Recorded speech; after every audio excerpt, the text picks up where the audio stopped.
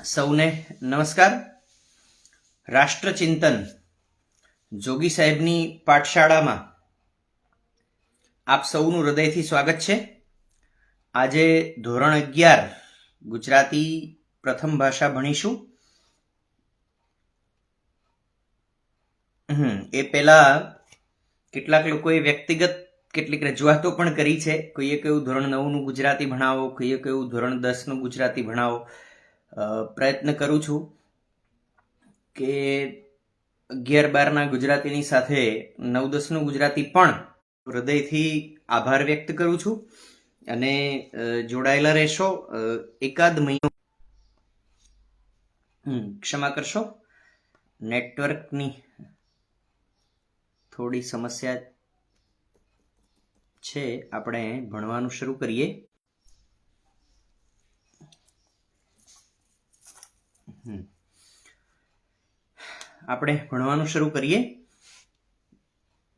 આજે મંગળવાર એટલે આજની પાઠશાળામાં આપણે ધોરણ 11 ગુજરાતી પ્રથમ ભાષા ભણીશું. ગયા મંગળવાર સુધી આપણે ત્રીજા એકમ સુધીનો અભ્યાસક્રમ પૂર્ણ કર્યો છે. વચ્ચે વચ્ચે કેટલીક સમસ્યાઓ, કેટલાક પ્રશ્નો પણ મને વોટ્સએપના માધ્યમથી. આજે ચોથો એકમ ભણીએ. કિશનસિંહ ગોવિંદસિંહ ચાવડા જીપ્સી, એક અલગ નામ, એક અલગ ઉપનામ અને સાહિત્યમાં પોતાની અલગ ઓળખ ધરાવનારા આ સર્જક મૂળ વડોદરા પાસે સચિન પાસે ભાંજ નામનું ગામ, ત્યાંના વતની, મૂળ વિદ્યાપીઠના વિદ્યાર્થી, શિક્ષક તરીકે કેટલોક સમય નોકરી કરીને પછી પોતાનું સાક્ષર નગરી વડોદરાના આ સર્જક કિશનસિંહ ચાવડા જીપ્સી, એમનો સ્મૃતિ લેખોનો સંગ્રહ એ અદ્ભુત છે. એમના ગદ્યનો પ્રકાશ એ ટમટમતા તારાની જેમ ગુજરાતી સાહિત્યને એ અનેક સંસ્મરણો લખાયા, અનેક વાર્તાઓ લખાઈ. એમાં આ કૃતિ નોખું, અનોખું, આગવું અને અનેરું સ્થાન ધરાવે છે. કિશનસિંહ ચાવડાનું ગદ્ય એ હમણાં કહ્યું એમ નેટ આજે પુષ્કળ હેરાન કરે છે.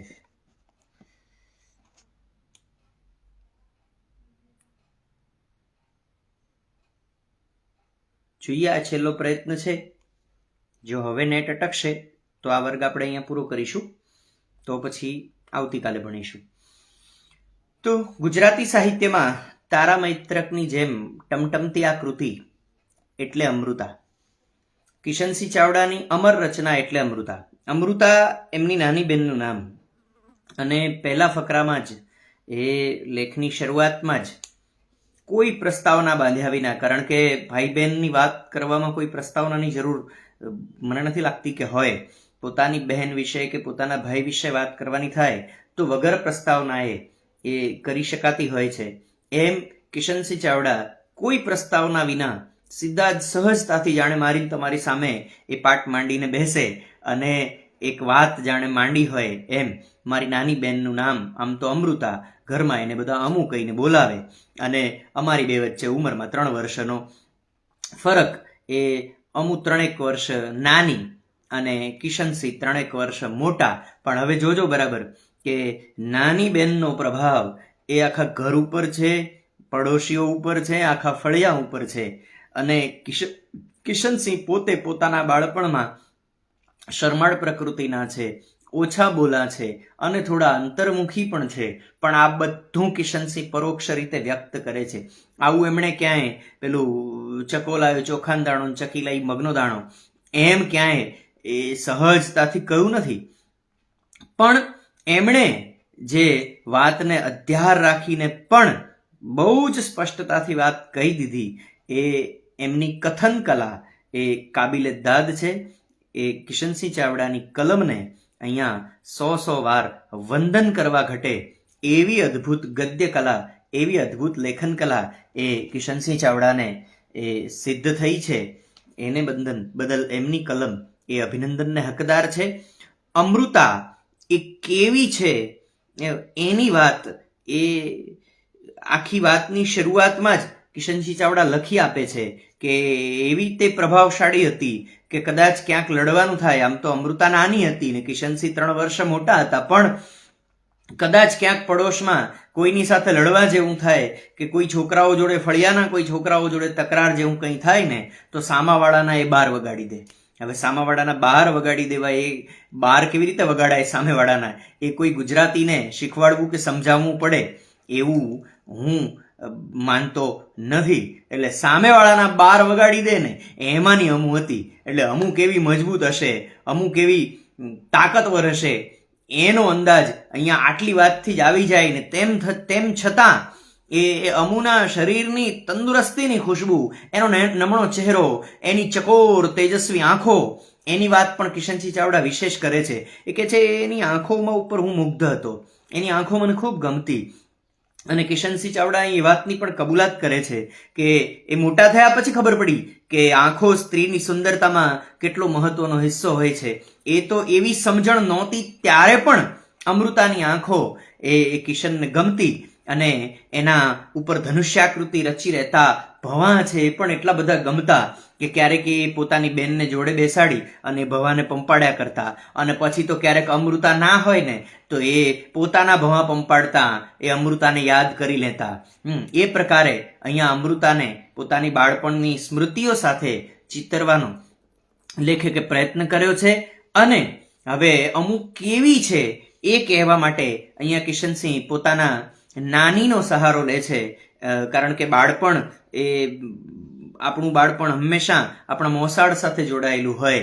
કોઈના પણ બાળપણની વાત યાદ કરીએ એટલે પહેલું મોસાળ સાંભળે, હે. કારણ કે બાળપણ એ આપણું મામાને ત્યાં વીત્યું હોય. મોટાભાગના વેકેશન આપણા મામાને ત્યાં વીત્યા હોય. એ મામીના હાથનો ભાગ આપણે ખાધો હોય. મામાના એ 2 માં જેટલો પ્રેમ એટલે મામા એ આપણે બધાએ માણ્યો હોય. તો અહીંયા એ મોસાળનું સાયુજ્ય બરાબર યાદ કરીને એ કિશનસિંહ નોંધે છે કે એ નાનીમા પાસે જ્યારે જતા અને ત્યારે નાનીમાનું નામ છે રાજુબા, એ હંમેશા કહેતા કે કિશન, આ તારી બેન છે ને એ અસલ તારી માં નર્મદા જેવી લાગે છે. મોટી થશે ને એટલે અસલ તારી બેન છે ને એ તારી માં નર્મદા જેવી લાગવાની. આમ કહીને નાનીમા એ કિશન અને અમૃતાની બાનું પણ બાળપણ યાદ કરી લે છે. અને બાને પણ એ પોતાની દીકરી નાની હતી, નર્મદા નાની હતી, એ દિવસો યાદ આવે. અને એક પ્રસંગ પણ અહીંયા એ અમૃતા કેવી થવાની છે અને કોનું સંતાન કેવું હોય. આપણે તે કહેવત છે મોરના ઈંડા ચિતરવા ન પડે, પણ એ મોરના ઈંડા ચિતરવા નથી પડતા. મોર એ ઈંડામાંથી બહાર નીકળે ને એ રંગબેરંગી જ એ થઈને આવે. મોર એ કલગીવાળો થઈને જ આવે. એને કંઈ ઈંડા ઉપર ચિત્રકામ કરીએ તો જ કલગી થાય કે મોરપીંછ થાય એવું નથી હોતું. એટલે એમ અહીંયા બાળપણના સંસ્કારથી જ અમૃતા એની માં નર્મદા જેવી થવાની છે એ કેવી રીતે ખબર પડે? તો નર્મદાના બાળપણનો એક પ્રસંગ અહીંયા રાજુબા ટાંકે છે. કિશનને અને અમૃતાને બંને ભાઈ બહેનને બેસાડી અને રાજુબા કહે છે કે તારી માં નર્મદા એકવાર નાની અને મને ખૂબ બીમારી આવી, એટલી બધી બીમારી આવી, પથારીમાંથી ઊભા થવાય નહીં. અને આ પ્રસંગની ગંભીરતા નોંધવા માટે અહીંયા કિશનસિંહ નોંધે પણ છે કે નાનીમાં રાજુબાએ કહ્યું કે તારા નાના તો રડી પડ્યા. અને પુરુષ પોતાની પત્ની માટે રડી પડે ત્યારે એ બીમારી કેટલી ગંભીર હશે એ પણ આપણે સમજીએ. હવે એવો સમય અને એક દિવસ એક સંન્યાસી ભિક્ષા માંગવા આવ્યા. અને ભિક્ષા માંગતા દીકરી પાસે નર્મદા તો પોતાની ટેવ પ્રમાણે બંને હાથમાં બાજરીના મુઠ્ઠા ભરીને ગઈ અને સંન્યાસીને ભિક્ષા આપી. સંન્યાસીએ સ્વભાવ સહજ પાણી મંગાવ્યું. વાત વાતમાંથી ઘરમાં એની માં બીમાર છે એ જાણી લીધું. અને પછી સંન્યાસીએ તે કહ્યું કે બેટા તારા ડોકમાં સોનાની કંઠી છે, મને આપે તો તારી માં સાજી થઈ જાય ને એવી ભભૂત આપું, એવી ભસ્મ આપું. અને દીકરીએ તો સાવ સહજતાથી, કારણ કે એને માટે એની માં સર્વોપરી હોય, એની માને બચાવવી સર્વોપરી હોય, એટલે દીકરીએ તો સહજતાથી કંઠી કાઢીને આપી દીધી. અને પેલા સંન્યાસી તો ચપટી ભભૂત આપીને ચાલતા થયા. હવે આ બાજુ નર્મદા પૂરી શ્રદ્ધાથી એ ચપટી ભભૂત છે એ પ્યાલામાં ઓગાળી અને બરાબર હલાવી અને એ રાજુબાને પીવડાવી દે છે. અને ભગવાનને કરવું અને રાજુબા સાજા થયા. વળતે દિવસે એ બરાબર તંદુરસ્ત થઈ ગયા અને ઘરનું કારભાર સંભાળી લીધો અને કામકાજ બધું સંભાળી લીધું, ત્યારે નર્મદાની ડોકમાં સોનાની કંઠી જોઈ નહીં અને પૂછ્યું કે આ કંઠી ક્યાં ગઈ? અને છોકરીએ તો ભોળા ભાવે કહી દીધું કે પેલા સંન્યાસી આવ્યા હતા ને, એમણે મને એવું કહ્યું હતું કે તારી માં સાજી થઈ જાય એવી ભભૂત આપું, પણ તારે સોનાની કંઠી આપવી પડે, મેં તો આપી દીધી. એટલે તરત જ પછી તો ઘરમાં ચર્ચા થઈ, એટલે બોલો નર્મદાએ સોનાની કંઠી આપી દીધી. અને ત્યારે તરત જ નાનાજીએ આખી વાતને પોતાની તરફ વાળી લેતા કહ્યું કે બળી કંઠી ગઈ તો ભલે ગઈ, પણ તમે સાજા થયા ને એટલે ઘણું. અને નર્મદાને પણ કહ્યું કે બેટા તું ગભરાઈશ નહીં. નાની માં રાજુબાએ પોતાની બીમારીની આ ઘટના કહી અને કિશન અને અમૃતાને કહ્યું કે તમારી માં નર્મદા આવી હતી અને અમૃતા પણ મોટી થશે ને એટલે આવી જ થશે. હવે તે દિવસે મોસાળથી બંને ભાઈ બહેન ઘેર પહોંચ્યા. માં નર્મદા પાસે જઈ અને તરત જ અમૃતાએ કહ્યું કે માં આ સોનાની કંઠી કાઢી લઈને હું કોકને આપી દઈશ.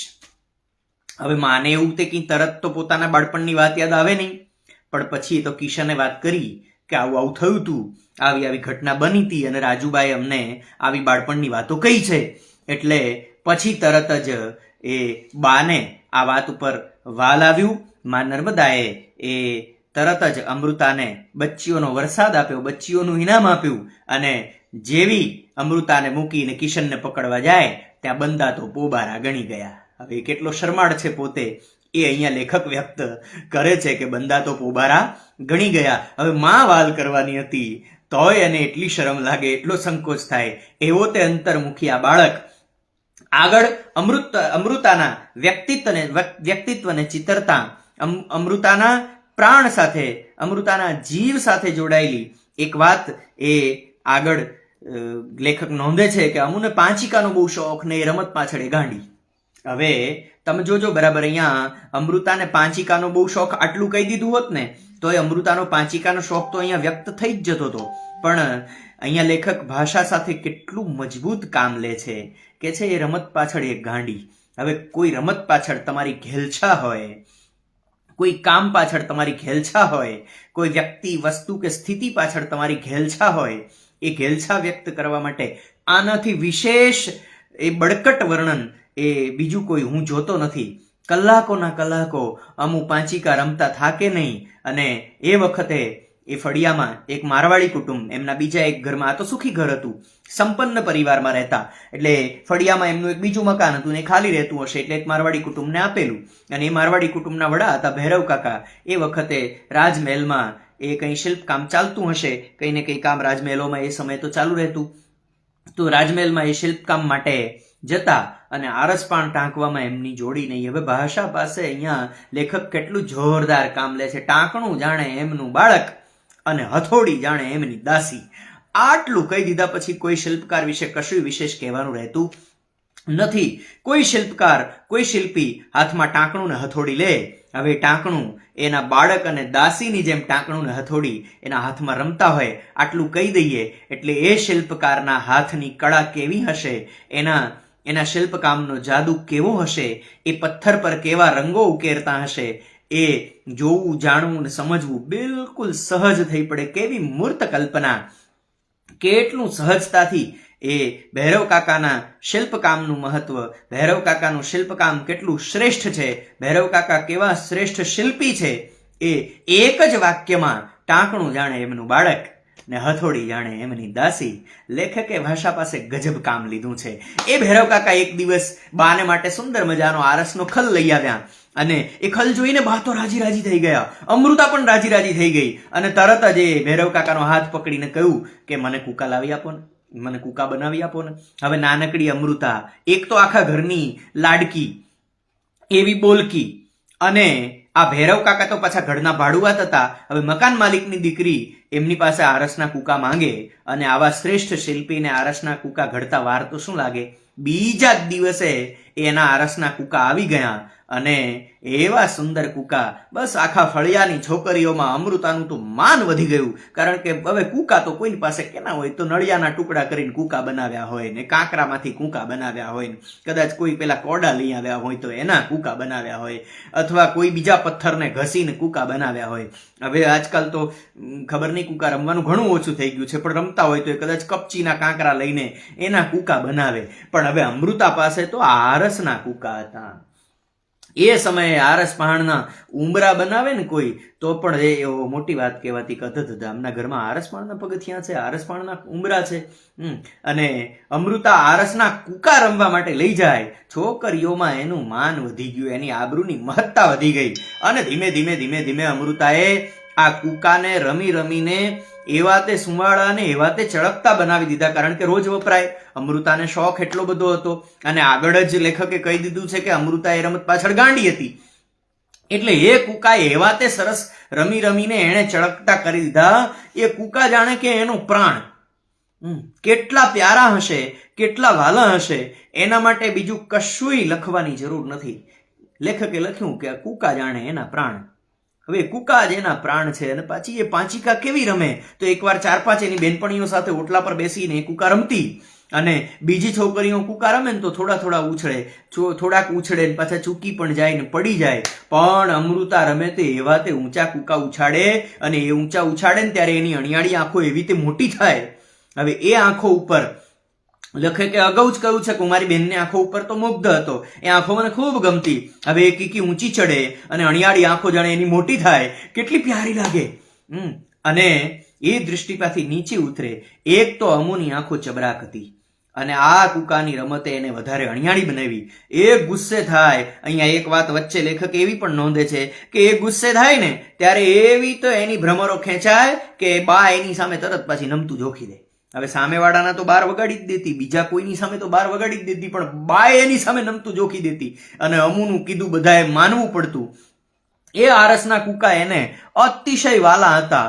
9મું વર્ષ પૂરું થયું, 10મું બેઠું ને ત્યારે એ 10મા વર્ષની વર્ષગાંઠે એણે બા પાસે હઠ કરીને એ કૂકા માટે મશરૂની થેલી બનાવેલી. મશરૂનું કપડું આવતું એ વખતે, વેલ્વેટ જેવું, રેશમ જેવું. એ મશરૂની થેલી બનાવેલી અને એ થેલીમાં એ એના કૂકા મૂકીને રાખે. અને આ કૂકા એટલે એનું અમૂલ્ય ઘરોણું, અને આ કૂકા એટલે એની મોંઘી મિરાત. હવે જેમ અમુને 9મું પૂરું કરીને એ 10મું વર્ષ બેસે છે, એમ લેખકને પણ 12મું વર્ષ પૂરું કરીને 13મું વર્ષ બેસે છે. અને ત્યારે ઘરમાં પાછી કેટલીક ધમાલ શરૂ થાય. હવે મામી, માસી, ફોઈ વગેરે આવી જાય, પડોશની 2-3 સ્ત્રીઓ આવી જાય. સ્કૂલેથી ઘરે આવે ત્યારે જુએ તો ઘરમાં ધમાલ ચાલતી હોય. અનાજના કોથળા નવા આવી ગયા છે ને એ અનાજને સાફ કરવાનું ચાલે છે ને ઘરમાં બધું રંગરોગાન ચાલે છે ને ગાર માટી કરવાનું ચાલે છે. આ તો બધું ધીમે ધીમે એને સમજાવવા લાગ્યું કે એ તો એના લગ્નની એ તૈયારીઓની પાશેરાની પહેલી પૂણી હતી. મતલબ એના લગ્નની તૈયારીઓ શરૂ થઈ હતી. હવે 12મું ઉતરીને 13મું વર્ષ બેઠું. એ છોકરાને પોતાના લગ્નની શું ખબર પડે? પણ હવે આ તો સુખી ઘર, આ તો કુળવાન ઘર, આબરૂવાન ઘર, જાતવાન ઘર. અને એ સમયે તો એવી વાત ચાલતી કે ભાઈ રૂપિયાવાળું ઘર હોય, કુળવાન ઘર હોય તો છોકરો 12-13 વર્ષે, મોડામાં મોડો 15 વર્ષે તો પરણી જ જવો જોઈએ. 15મે વર્ષે છોકરો 4 વાળો થઈ જાય. હવે એટલે બધું ચાલી જાય. હવે આ બધી લગ્નની તૈયારીઓ ચાલે ને આ પાછું અમુને ગમે નહીં. કિશનને તો ખબર પડી ગઈ, પછી તો ઘરમાં જાહેર પણ થઈ ગયું કે ભાઈ ચલો કિશનના લગ્ન લેવાય છે. પણ અમૃતાને આ વાત ગમે નહીં. ધીમે ધીમે એને બાને, માસીને, ફોઈને બધાને ફરિયાદો કરવા માંડી. અને પછી છેલ્લે વાત બાપુજી સુધી પણ પહોંચી. અને બાપુજીને તો અમુએ સીધું કહી જ દીધું કે છેવટે ભાઈ ચલો હવે ભાઈના લગ્ન બંધ રાખવા અને કિશનના લગ્નની આખી વાત જ ઉડાડી દેવી. પણ હવે એનું માને કોણ? અમુનું કોઈએ માન્યું નહીં. એ વાતને કોઈએ ગંભીરતાથી લીધી નહીં. અને છેવટે કિશનના લગ્નનો દિવસ આવ્યો. કિશનને જ્યારે પીઠી ચોડાઈ ને ત્યારે અમૃતા તો મારા ભાઈ રે કરીને રડી જ પડી. અને બહુ બધા સમજાવે, બા સમજાવે, બાપુજી સમજાવે, અમૃતા તો માને જ નહીં. છેવટે કિશન કહે છે મારે એને બથમાં લેવી પડી. અને ત્યારે એ શાંત પડી, ત્યારે એના ડુસકા શમ્યા. હવે લગ્નનો દિવસ, લગ્ન લેવાયા તો લગ્નમાં સૌએ ભેટ આપી. કોઈ શેર લાવ્યું ને કોઈ ટોપી લાવ્યું ને કોઈ દોરો લાવ્યું ને બધી જાત જાતની ભેટ, ઘરેણા, દાગીના. એ માસી સોનાની શેર લાવ્યા, મામી હાથની કલ્લીઓ કરી આપી. એમ બધી વસ્તુઓ ઉપરા છાપરી આવવા માંડી. પણ હવે અમૃતા શું આપે? એ તો ક્યાં કમાવા જતી હતી, એ તો એનાથી 3 વર્ષ નાની હતી. બધાય વિખરાયા ને ત્યારે અમૃતા ધીમેથી લપાતી લપાતી એ કિશન પાસે આવી, એની સોડમાં લપાઈ ગઈ અને સંકોચથી બોલી, ભાઈ તારા માટે હું હાલ આવી છું. એમ કરીને એણે પેલી મશરૂની થેલી એ કિશનની સામે ધરી. એમાં કૂકા હતા. એ કૂકા એ કિશને હાથમાં લીધા. હવે અમુ તો બાળક હતી, અમુ તો નાની હતી, એનામાં કદાચ સમજણ હોય કે ના હોય, પણ કિશન એટલું સમજતો ચોક્કસ થઈ ગયો હતો કે એના પ્રાણથી પણ પ્યારા કૂકા એ અમૃતા મને ભેટ સ્વરૂપે આપે છે, એટલે મારી બેન માટે હું કેટલો વારો છું, કેટલો વહાલ સોયો છું. એનો પડું પડું થતો સ્નેહ, એનું હેત, એની સ્નિગ્ધતા, એનું વાલ એક ભાઈને સ્પર્શ્યા વિના રહ્યું નહીં. અને બંને જણ એકમેકને બાજી પડ્યા અને ખૂબ રડ્યા. હવે આ તો વાત થઈ કિશનના લગ્નની.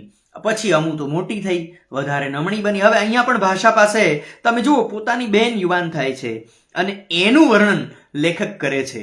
હવે કોઈ અન્ય સ્ત્રીની સુંદરતાનું વર્ણન કરવાનું હોય તો એ છેક શૃંગારના સ્તર સુધી જઈને થઈ શકે, પણ પોતાની બહેનની સુંદરતાનું વર્ણન કરતી વખતે કેટલી મર્યાદા, કેટલો સંયમ રાખવો પડે, અને એ લેખકે બરાબર જાળવ્યો છે. પછી તો અમુ મોટી થઈ, વધારે નમણી બની, એના રૂપમાં યૌવન ઉમેરાયું. હવે યુવાન તો થાય, કોઈ પણ સ્ત્રી યુવાન થાય, કોઈની દીકરી, કોઈની બહેન હોય તો પણ એ યુવાન થાય. એટલે કેટલી સહજતાથી આ સ્વીકારાયું છે કે એના રૂપમાં યૌવન ઉમેરાયું, એના લાવણ્યમાં ચારુતા ઉગી. એનું લાવણ્ય તો ખરું, પણ એમાં એની સાથે ચારુતા ઉગી છે. પોતાની બહેનમાં જે ફેરફારો થાય છે એ શારીરિક ફેરફારો, એના મનોવૈજ્ઞાનિક ફેરફારો, એ પણ અહીંયા લેખક બરાબર નોંધે છે. આંખોમાં મસ્તીને બદલે લજ્જા ઉપસી આવી, પણ અમારો સ્નેહ ઉંમર સાથે વધ્યો, ઘટ્યો નહીં. બેન મોટી થઈ. કિશનના તો લગ્ન પણ થઈ ગયા હતા, કદાચ એની પત્ની પણ હશે ઘરમાં, પણ આમ છતાં બે ભાઈ બહેન વચ્ચેનો પ્રેમ છે ને એ ઉંમર સાથે વધ્યો, ઘટ્યો તો બિલકુલ નહીં. બધા સંજોગો અને સ્થિતિ એ વટાવી અને આ પ્રેમ વધારે વિશુદ્ધ થયો, વધારે પવિત્ર થયો. એની ભીનાશ વધી, એની સ્નિગ્ધતા વધી અને એની ભવ્યતા ઓળખાઈ. અને ત્યારે તો અમુના લગ્ન લેવાઈ ગયા. હવે અમુ સાસરે જશે એ વિચારે જ એ કિશન કે છે હું ગમગીન બની ગયો. ખાલી કિશનના લગ્નમાં અમુની સ્થિતિ ખરાબ થઈ હતી એવું નહીં, અમુના લગ્ન લેવાયા ત્યારે કિશનની પણ સ્થિતિ એવી છે કે એના લગ્નના દિવસ સુધી તો ગમગીની એટલી બધી આકરી થઈ કે પીઠી, એ અમૃતાને જ્યારે પીઠી ચોળવામાં આવી ને ત્યારે લેખક કે છે હું તો રીતસરનો રડી પડ્યો. અમૃતાની વિદાય હતી, બાની આંખોમાં શ્રાવણ ભાદરવો વરસતા હતા, સગાવાલા રડતી આંખે દિગ્મૂઢ બનીને સાક્ષી થઈ રહ્યા હતા, ચોઘડિયા આકરા લગતા હતા. કેટલું સહજ જુઓ, કન્યા વિદાયનો પ્રસંગ જાણે આ કોઈ કવિતા બોલાઈ રહી હોય અને કન્યા વિદાયનો પ્રસંગ ધીમે ધીમે ધીમે ધીમે આપણી નજર સામે ખડો થઈ રહ્યો હોય, એવું ભાષા પાસે કામ લેવાનું કામ એ કિશનસિંહ ચાવડા એટલે કે જીપ્સી જ કરી શકે. અમુની વિદાય હતી, જુઓ કેટલી સહજતાથી આ પ્રસંગને, આ કરુણમંગલ પ્રસંગને પણ કેટલી સરળતાથી, કેટલી સહજતાથી લેખક આલેખે છે. અમુની વિદાય હતી, બાની આંખોમાંથી શ્રાવણ ભાદરવો વરસતા હતા, સગાવાલા રડતી આંખે દિગ્મૂઢ બનીને સાક્ષી થઈ રહ્યા હતા, ચોઘડિયા આકરા લાગતા હતા, વાતાવરણમાં સમજાતી હતી મંગલતા અને અનુભવાતું હતું કારુણ્ય. મંગલ તો હતું જ, કોઈ દીકરીના લગ્ન લેવાય સારો પ્રસંગ છે, પણ દીકરી ઘરમાંથી વિદાય થાય છે એની કરુણતા, આ ઘરનું મંગલ જાણે મરી જશે એવી કરુણતા એ બરાબર લેખક અનુભવે છે. હું બાની પાછળ પડેલે ચહેરે ઊભો હતો, મારા અંતરમાં ગજબની ગડમથલ ચાલતી હતી, કશુંક સમજાતું નહોતું, પણ એકલતાની લાગણી સર્વોપરી હતી. મેં આગ્રહ કરીને બાપુજી પાસે 25 રૂપિયા લીધેલા. એ 25 રૂપિયા પેલી મશરૂની થેલીમાં મૂકીને પેલા કૂકા સાથે એ અમુને ગાડીમાં બેસવા જાય ત્યારે ધીમેથી એને સરકાવી દે છે. અમુ જે પ્રેમથી, જે સહજતાથી એ કિશનની સામે જુએ છે, કારણ કે એ કૂકા કિશનને એના લગ્ન વખતે અમુએ ભેટ આપેલા એ જ કૂકા, એમાં 25 રૂપિયા ઉમેરીને એ થેલી આજે કિશન પાછો અમૃતાને ભેટ આપે છે. અને અહીંયા લેખક નોંધે છે કે આંખો હું કદી ભૂલી લઈ શકું, જ્યારે એ થેલી એણે અમૃતાના ખોળામાં જ્યારે સરકાવી અને એ પાંચિકાની થેલી જોઈ અને અમૃતાએ જે ભાવથી, જે પ્રેમથી, જે આર્દ્રતાથી એ લેખકની સામે જોયું કે છે હું નહીં ભૂલી શકું. એ આંખોમાં વાલ, વિષાદ અને વ્યથાની વાર્તા હતી. અમને રોતા મૂકી અને અમુ ચાલી ગઈ. હવે પછી તો આખા ઘરનું વાતાવરણ ભારે ભારે થવા લાગ્યું. એની વિદાયની થોડીક કળ વળી. ક્યારે કળ વળી? જ્યારે અમૃતા પછી થોડા દિવસ પછી પાછી આવી ત્યારે. પણ થોડા દિવસમાં લેખક નોંધે છે, અહીંયા કિશન નોંધે છે કે મારી લાડીલી બેન સાવ બદલાઈ ગઈ. એનો હસતો ચહેરો, મરકતી મસ્તીખોર આંખો, એનું ઉછળતું આખું અસ્તિત્વ બધું શાંત થઈ ગયું. જેમ જેમ દિવસો ગયા તેમ તેમ અમુ વધારે શાંત અને શાણી થઈ ગઈ. પોતાની બહેનનું બદલાયેલું સ્વરૂપ, એની મોટી અણિયાળી આંખો, એની ઉછળકૂદ, એની મસ્તી, એની ધમાલ, સામેવાળાના બાર વગાડી દે, બાને પણ બોલતી બંધ કરી દે, એ મોટી આંખે કુકા રમે, આ બધું જાણે કે શાંત થઈ ગયું. અને એની બહેન, એની ઉછળતી કૂદતી નાની બહેન અમૃતા જાણે કે એક ભાર જલ્લી સ્ત્રી થઈ ગઈ, આખા ઘરનો ભાર ઉપાડીને ફરતી સ્ત્રી થઈ ગઈ. અને 4 વર્ષ પછી એ સાસરેથી બીમાર થઈને આવી ત્યારે બા અને હું એને માંડ ઓળખી શકીએ એટલી બધી બદલાઈ ગઈ હતી. અને જુઓ, બરાબર ભાષા પાસે કામ લેવાની આ લેખકની કળા ગજબ છે. એ અહીંયા પછી બીમાર થઈ ગઈ હતી ને કેવી ગળી ગઈ હતી ને એ બધું કહેવા માટે એણે બહુ જ ઓછા શબ્દો, અમુ જ નહીં જાણે અમુનું ભૂત, એટલામાં તો બધું આવી જાય હે ને. અમુને પોતાની બાય ન ઓળખી શકે એટલી હદે એનું શરીર ગળી ગયું, અને અમુ નહીં જાણે અમુનું ભૂત હતું. બરાબર, એવી એ નમણી અને સ્નેહની તરતી અમુનું આવું રૂપ જોઈને બધા ડઘાઈ ગયા.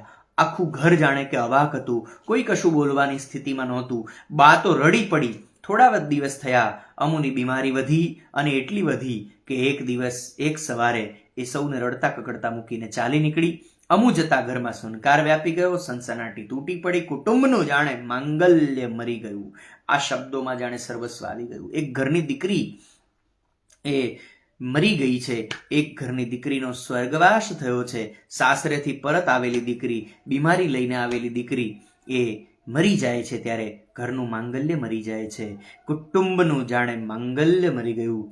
આટલું કહીને લેખકે ભાષા પાસે બહુ જોરદાર કામ લીધું છે.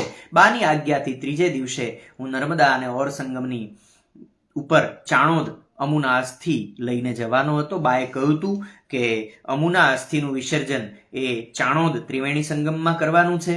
એટલે બાની પેટી, એટલે અમુની પેટી ખોલીને બા બેઠી. અમુની કેટલીક વસ્તુઓ એ લઈ જવાની, એ જોવાની હતી. સાથે અમુની પેટીમાં શું છે, અમુ એની સાથે શું રાખે છે, આ બધું જોવાનો વિષય હતો. એટલે એની પેટી ખોલી તો પાનેતરની વચ્ચેથી પેલી મશરૂની થેલી પણ નીકળી. કિશનસિંહ પોતે એ થેલી સાથે રાખી લે છે. અમુની સૌભાગ્ય ચુંદડી ને બાકી બધી ઘણી બધી વસ્તુઓ જોઈ. એ પેલી મશરૂની થેલી ઉઘાડીને જોયું તો અહીંયા લેખક નોંધે છે કે પેલા કૂકા એ ટૂંટિયું વળીને પડ્યા હતા. હવે એ કૂકાને કોણ રમાડે, એ કૂકાને કોણ કાઢે? એ કૂકા જે હાથ પર ઉછળતા હતા એ હાથ હંમેશને માટે હવે પ્રભુ શરણ પામી ગયો છે. એટલે હવે એ કૂકાને ઉછાળનારું, એ કૂકાની સાથે મોટી થતી આંખો, અડિયાળી આંખો, એ કૂકાની સાથે ઉછળકૂદ કરતી કીકીઓ હવે આ જગતમાં નથી. આ બધું જ એ કૂકા ટૂંટિયું વળીને પડ્યા હતા એટલામાં આવી ગયું. કેટલું સુંદર કામ ભાષા પાસે આ લેખકે લીધું છે. આ કૂકા જોઈને લેખકથી નથી તો રડાતું, નથી તો બોલાતું. બા એ કૂકા જોઈ રહી અને પછી મને જોઈ રહી અને પછી કશું બોલી ન શકી એટલે એને બાથમાં ભરી લીધો અને બાની એ સોળમાં એનું હૃદય દ્રવી ઉઠ્યું. ફરી પાછી આંખ એની જુએ છે સોમનાથના ઓવારા ભણી, એ જ્યાં નર્મદાને કરનાળી અને માંડવા બે ગામની વચ્ચે, બે કિનારાની વચ્ચે એ ઓર નદી મળે છે. એ ઓર સંગમ તરફ હોડી જઈ રહી છે. હાથમાં અમુના અસ્થિની થેલી છે, ગજવામાં પાંચિકાની પેલી મશરૂની થેલી છે, અંતરમાં અમુની સ્મૃતિ જીવતી પડી છે. અકસ્માત માછીએ કહ્યું, પેલા હોડી ચલાવવા વાળાએ, એ તો ખિસ્સામાં મશરૂની થેલી, હાથમાં અસ્થિ અને અમુની સ્મૃતિમાં ખોવાયેલા લેખક એ હોડીમાં સફર કરી રહ્યા છે. ઓર સંગમ તરફ નદી આગળ વધી રહી છે. ત્યાં અચાનક જ પેલા માછીએ એટલે હોડીવાળાએ કહ્યું કે સાહેબ, ભાઈ, આ ઓર સંગમ. અને ધીમેથી અસ્થિની થેલી છે એમણે પધરાવી દીધી. જીવ ન ચાલ્યો, પણ મને પણ પેલી પાંચિકાની થેલી પણ, મશરૂની થેલી પણ પાણીમાં મૂકી દીધી. અમુના અસ્થિ અને આરસના પાંચિકા એ પાણીમાં મૂક્યા. વાતની શરૂઆતમાં જ્યારે અમુના વ્યક્તિત્વનો પરિચય કરાતો હતો ત્યારે કહેવાયું હતું કે પાંચિકા એ અમુનો પ્રાણ છે. પાંચિકાની રમત પાછળ અમુ તો ગાંડી છે. એ અમુ ગઈ, એની સાથે એની પાંચિકાની રમત પણ ગઈ અને ભૈરવ કાકા પાસે એણે લાડથી બનાવડાવેલા એના પ્રાણથી પણ વધારે વાલા એવા આરસના કૂકા પણ એના અસ્થિની સાથે ગયા. અને એ જ્યાં પાણીમાં મુકાયું ત્યારે લાવણ્ય અને લજ્જાભરા લોચનો એ હવે જે આંખો ઉપર કિશનસિંહ મુગ્ધ હતો અને યુવાન થયા પછી એ આંખો એ સ્ત્રીની સુંદરતાનું ઘરેણું છે એ પણ એને ધ્યાન આવ્યું ત્યારે પોતાની બહેનની જે સુંદરતા, એની જે નમણાશ, એની મસ્તી, એની લજ્જા જે એને આકર્ષિત કરતી હતી એ પણ હવે એને અહીંયા દેખાય છે. ધનુષ્યાકૃતિ બ્રહ્મોત્તરોથી છવાયેલા મારી સામે હસી ઉઠ્યા, જાણે આકાશમાં એક આખું એ ચિત્ર અમૃતાનું ઊભું થયું અને અમૃતા જાણે હસીને પોતાના ભાઈ સાથે વાત કરી રહી છે એવી સ્મૃતિ. અને અહીંયા આ લેખ પૂરો થાય છે. પોતાની બહેન અમૃતાના બાળપણની સ્મૃતિથી શરૂ કરીને બહેનના અસ્થિ વિસર્જન સુધીની ઘટના અહીંયા નોંધીને પોતાની બહેનની પોતાના જીવન સાથે જોડાયેલી સ્મૃતિઓ એ નોંધીને એક અમર ગદ્ય અહીંયા લેખકે સર્જી આપ્યું છે. વાતની શરૂઆતમાં, વર્ગની શરૂઆતમાં મેં કહ્યું હતું કે લેખક કિશનસિંહ ચાવડા જીપ્સી એની આ અમર રચના અને પોતાની બહેન વિશેની સ્મૃતિ શ્રેષ્ઠ રીતે કોઈએ લખી જાણી હોય તો એ કિશનસિંહ ચાવડાએ લખી જાણી છે. અમૃતા વિશે હું જેટલું ભણ્યો, હું જેટલું સમજ્યો એટલું મેં અહીંયા આપ સૌની સમક્ષ વ્યક્ત કરવા પ્રયત્ન કર્યો છે. અહીંયા આ એકમ આપણે પૂરો કરીએ છીએ. ઘણા લોકોએ મને પૂછ્યું કે આ વર્ગખંડમાં તો સીધી અક્ષરશ વાત ચાલે છે, શબ્દશ વાત ચાલે છે, જોગી સાહેબની પાઠશાળામાં જે વિશેષ આવવું જોઈએ એ કેમ નથી આવતું? તો એના માટે હજી આપણે થોડી રાહ જોવી પડશે. એક વર્ગખંડ સ્વરૂપમાં જ્યારે આપણે આવી જઈએ ત્યારે અલગ મલકની બધી જ વાતો, આ જે કંઈ આપણે એકમ ભણી રહ્યા છીએ એ બધાના સંદર્ભ સાહિત્યની વાતો, એની સાથે પણ બીજી સાંપ્રત સમયની પણ વાતો આપણે કરીશું. સાહિત્યની સાથે રાષ્ટ્રચિંતન પણ આપણે કરીશું. માત્ર વર્ગખંડ નહીં પણ ખરા અર્થમાં રાષ્ટ્રચિંતન થાય એ હેતુથી આ પાઠશાળા આપણે અહીંયા શરૂ કરી છે. આપ સૌની અપેક્ષા મુજબ આ પાઠશાળા ચાલશે. જે લોકો જે પ્રકારની એ માંગ કરી રહ્યા છે એ તમામ માંગ સંતોષવાનો પ્રયત્ન કરીશ. એકવાર ફરી નવા પ્લેટફોર્મ પર ડિજિટલ સ્વરૂપમાં આ પાઠશાળા આવી જાય પછી આપની જે અપેક્ષા છે એ પ્રકારની પાઠશાળા અહીંયા ચાલશે. આજના દિવસે આ એકમ ધોરણ 11 ગુજરાતી પ્રથમ ભાષા ચોથો એકમ અમૃતા આપણે ભણ્યા. એ એકમમાંથી કોઈને કંઈ સમસ્યા હોય તો મને અહીંયા લાઈવની લિંકમાં પણ, યુટ્યુબમાં પણ અને અનિવાર્ય હોય તો વોટ્સએપમાં પણ પ્રશ્ન પૂછી શકાય. કોઈ સમસ્યા હશે તો ચોક્કસ એનું સમાધાન આપીશ. મળીશું આવતા મંગળવારે ફરી પાછા ધોરણ 11ના ગુજરાતી સાથે, પણ ગુરુવારે ધોરણ 12નું ગુજરાતી પણ રાષ્ટ્રચિંતન જોગી સાહેબની પાઠશાળામાં ભણીશું. જોડાયેલા રહેશો, વધુ ને વધુ વિદ્યાર્થીઓને જોડશો અને જે વિદ્યાર્થીઓને સમસ્યા છે એ સમસ્યા મારા સુધી પહોંચાડશો એવી અપેક્ષા. સાથે મળીને ગુજરાતી ભણીએ, આનંદથી ભણીએ, રાષ્ટ્રચિંતન કરીએ અને કંઈક નવું મેળવવા માટે પ્રયત્ન કરીએ. એ જ પરમાત્માને પ્રાર્થના. સૌને નમસ્કાર.